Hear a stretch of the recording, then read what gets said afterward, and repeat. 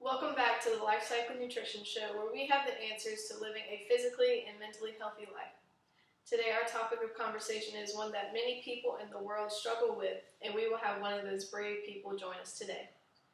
In the United States, 20 million women and 10 million men suffer from a clinically significant eating disorder at some time in their life, including anorexia nervosa, bulimia nervosa, binge eating disorder, or eating disorder not otherwise specified. We have with us today Sally Walker, a recovering victim of anorexia. Hi. Thank you for joining us today. It's a pleasure to be here. We would also like to welcome in Dr. Alexandra Weber, joining us to discuss the medical side of eating disorders. Thank you so much for having me. It's very important for me to let people know that eating disorders are more than just a person's ability to control their own eating. Why don't you tell us a little bit about your journey with an eating disorder, Sally? Well, I was diagnosed with anorexia nervosa at the age of 16 after being overweight. I decided to change what and how much I ate, and things were going good, and I was healthy. And then there came a point when I didn't realize I was overdoing it, and I lost control in weight loss. I continued to eat less and less because I was afraid that anything I ate would result in me gaining weight again. So I kept losing weight, unconscious of how unhealthy that my body was really becoming. This is a classic example of a situation that many women find themselves in when trying to lose weight. Many people think that women like Sally are so easily able to relieve themselves from an eating disorder as soon as they lose the weight. But a lot of the times, this is where the problem might begin. Along with strict dieting, are there any other factors that many people are more likely to develop eating disorders? There have been many studies done aiming to correlate factors such as race, gender, socioeconomic class with the prevalence of eating disorders, and actually all three have been shown to play a role in the frequency of these disorders. So who is more at risk of developing these disorders? Though eating disorders are partially psychologically and mentally caused, women are more at risk than men. The variable of race also plays a part in the development of eating disorders, with whites being more likely to develop eating disorders such as anorexia nervosa and bulimia, but non-Hispanic blacks being more at risk for developing binge eating disorder.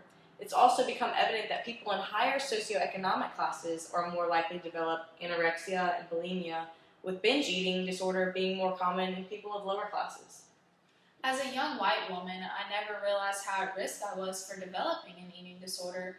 I was always given enough food and nutrients, so people just assumed that something like this wouldn't happen to me. But women are constantly being pressured, especially by the media, to always be thin, and it was a struggle. That's a great point, Sally, and it's very true. The media has played a huge role in the prevalence of eating disorders. Body weight has always been used as a way to judge a person's social status. However, it's not until recently that being thin denotes a higher social status.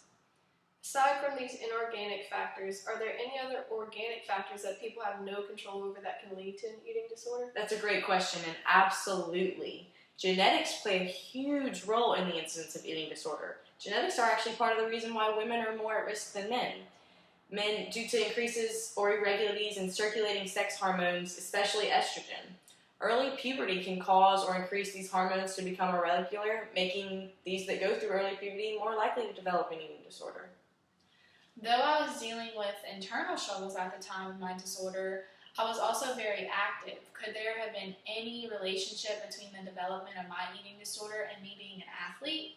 Eating disorders among athletes are more common as there's a constant competition of wanting to be the best or the fittest.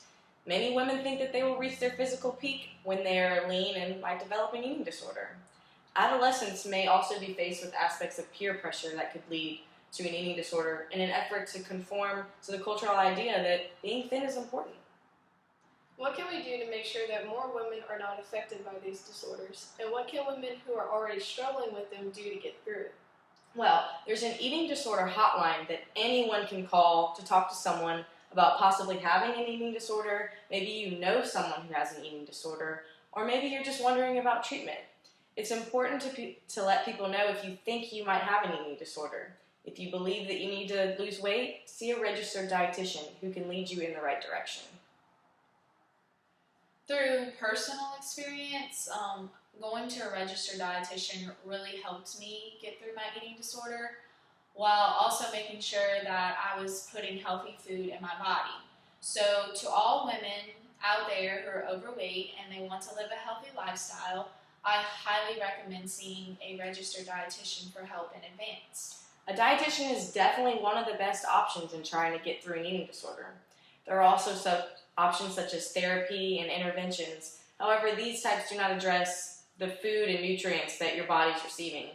These types of treatment are found to be more helpful after the eating disorder is already being treated with a registered dietitian.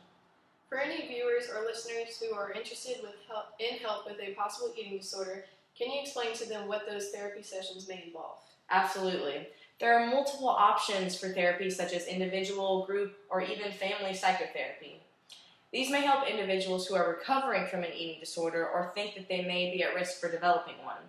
If you believe you already have an eating disorder, my best recommendation would be with medical care, monitoring, and nutritional counseling. Thank you so much to the both of you for joining us today. Sally, I realize how hard it is to talk about these kind of things. Well, thank you for having me. It's very important for me to spread awareness of how vicious these eating disorders can be, and not just anorexia, but all types of eating disorders. If you or someone you know may be struggling with an eating disorder, please call the hotline now at 1-800-931-2237. See you next time on the Life Cycle Nutrition Show.